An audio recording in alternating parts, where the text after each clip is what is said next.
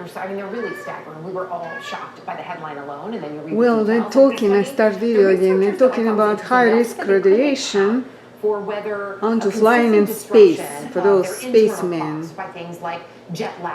Well, yes, it's kind of true, I would say. It's true, because I know... Well, what we know from most cases of cancer is that it's multifactorial. I know in that this instance, when you're over 35,000 in the military even, those who were trying the new planes, and years ago, new planes,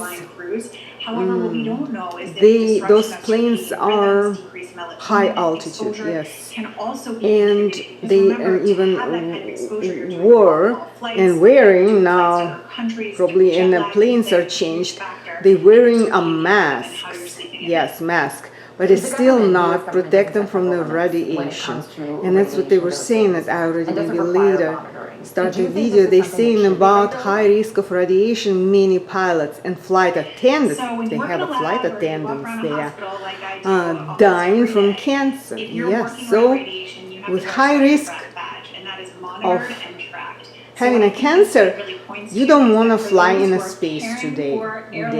Something has to be more protective than they can provide these days. Yeah, we have lots of astronauts yet, and new coming, always coming more and more. We don't even know all of them. For pilots, for flight attendants, or even for somebody who may fly. We know the name, the very first ones which were starting that whole voyages into the space, those names like Armstrong, right?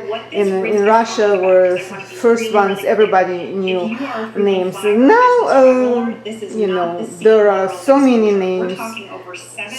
names and coming new names, so, but they all are not protected from the cancer because it's because of the high radiation out there. Yes. If you are in the general population and fly a lot, you could certainly talk to your doctor about your cancer risks. You should be doing that anyway. I know you also had a specific concern about flight attendants who may be pregnant. How should they deal with this news? Yes. Well, we know that exposure to radiation and cosmic radiation potentially could affect fetal development. So this really speaks to potentially airline modifications and accommodations that may need to be made for those pregnant patients, particularly in the first trimester. Dr. Goldman, really appreciate your insight and your Michael expertise. Cohen. Thank you.